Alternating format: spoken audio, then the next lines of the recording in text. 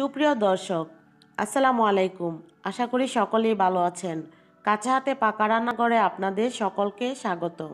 আম ফুরিয়ে যাওয়ার আগেই আপনাদের জন্য আম দিয়ে নতুন একটা ডেজার্ট নিয়ে হাজির হয়ে গেলাম। আজকে তৈরি করব বাচ্চাদের অতি পরিচিত এবং আকর্ষণীয় আমের পুডিং।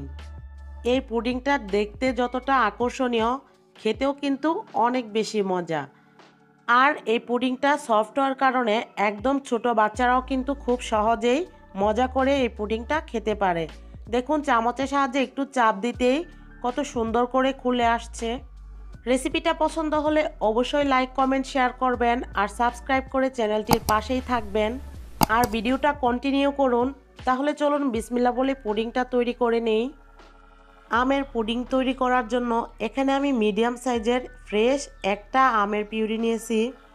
আর পিউরিটা আমি ভালো করে সেঁকে নিয়েছি যাতে করে এর মধ্যে কোনো রকম আইস না থাকে, কারণ আইস থাকলে পুডিংটা ভালো করে জমবে না। এবার পুডিংটাকে মিষ্টি করার জন্য কোয়ার্টার কাপ কনডেন্স মিল্ক দিয়ে দিলাম আর দিয়ে দিচ্ছি হাফ টেবিল চামচ কর্নফ্লাওয়ার। এখন সবগুলো উপকরণ নেড়েচেড়ে একত্রে মিশিয়ে চুলার জালটা লো মিডিয়াম আঁচে ধরিয়ে দেব।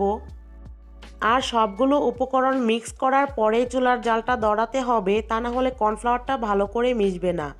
এখন আমি চুলার জালটা অলরেডি ধরিয়ে দিয়েছি আর এভাবে অনবরত নেড়েচেড়ে আমের পিউরিটা আমি ভালো করে ফুটিয়ে নেব। দেখুন, কিছুক্ষণের মধ্যেই কিন্তু আমার আমের পিউরিটা অনেকটা ফুটে গিয়েছে। এবার আমি এর মধ্যে দিয়ে দিব হাফ টি স্পুনের থেকেও কম আগার পাউডার। মেজারমেন্ট কাপে 1 কাপ আমের পিউরির জন্য এতটুকু আগার পাউডারই যথেষ্ট। এর থেকে বেশি দিলে কিন্তু হিতের বিপরীত হবে, পুডিংটা অতিরিক্ত শক্ত হয়ে যাবে। তবে আপনারা যদি আমের পিউরিটা বাড়িয়ে দেন, সেই ক্ষেত্রে আগার পাউডারের পরিমাণটাও বাড়িয়ে দিতে পারেন। দেখুন, আমি আগার পাউডারটা দিয়ে ভালো করে মিশিয়ে নিলাম। এখন আরও কিছুক্ষণ ফুটিয়ে নিচ্ছি। আমের পিউরিটা ফুটাতে ফুটাতে কিন্তু অনেকটা ঘন হয়ে গিয়েছে। এবার আমি চুলাটা বন্ধ করে দেব। আর এই পর্যায়ে কিন্তু চুলাটা বন্ধ করে দিতে হবে। এর থেকে বেশি ঘন করা যাবে না, কারণ এই মিশ্রণটা ঠান্ডা হয়ে গেলে এমনিতে আরও অনেকটা ঘন হয়ে যাবে। আমি আনুমানিক 5 থেকে 6 মিনিটের মতো মিশ্রণটা ফুটিয়ে নিলাম। আমি এই মিশ্রণটা নেড়েচেড়ে 2 মিনিটের মতো হালকা ঠান্ডা করে নেব। দেখুন, আমার মিশ্রণটা কিন্তু হালকা ঠান্ডা হয়ে গিয়েছে।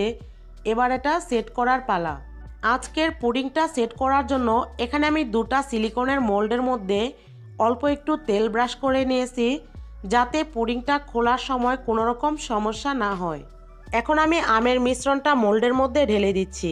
আর মিশ্রণটা গরম থাকা অবস্থায় কিন্তু এই কাজটা করতে হবে, তা না হলে রান্নার পাত্রের মধ্যেই পুডিংটা সেট হয়ে যাবে। আপনাদের কাছে যদি এরকম সিলিকনের মোল্ড না থাকে, আপনারা যে কোনো পাত্রের মধ্যে এই পুডিংটা সেট করতে পারেন। দেখুন, আমার সবটুকু মিশ্রণ ঢালা শেষ হয়ে গিয়েছে। আমার একটা আম দিয়ে 2টা কাপ পুডিং তৈরি হলো। এখন এই পুডিংটা ভালো করে সেট করার জন্য 5 থেকে 6 ঘন্টা ডিপ ফ্রিজে রেখে দেব। 6 ঘন্টা পরে ফিরে এলাম আর এতক্ষণে আমার পুডিংটা ভালোভাবে জমে গিয়েছে। এবার এই পুডিংটা আমি একটা সার্ভিং প্লেটের মধ্যে সার্ভ করে নিব। আর এই পুডিংটা কিন্তু এই মোল্ডের আকৃতি ধারণ করবে। আর এই জন্য চেষ্টা করবেন যে কোনো ডিজাইন করা পাত্রের মধ্যে পুডিংটা জমাতে। দেখুন, হালকা চাপ দিতেই কিন্তু পুডিংটা সুন্দর করে বের হয়ে যাচ্ছে। আর এই কাজটা কিন্তু খুব সাবধানে করতে হবে, তা না হলে পুডিংটা ভেঙে যাবে। আমার এই রেসিপিটা আপনারা বাসায় একবার হলেও ট্রাই করবেন। দেখবেন বাচ্চারা অনেক বেশি পছন্দ করবে এবং খেতেও আগ্রহী হবে। আর এই পুডিংয়ের মধ্যে কোনো রকম বরফ জমা হয়নি, তাই চামচের সাহায্যে একটু চাপ দিতেই সুন্দর করে পুডিংটা কাটা যাচ্ছে। বরফ থাকলে কিন্তু পুডিংটা এত সুন্দরভাবে কাটা যেত না।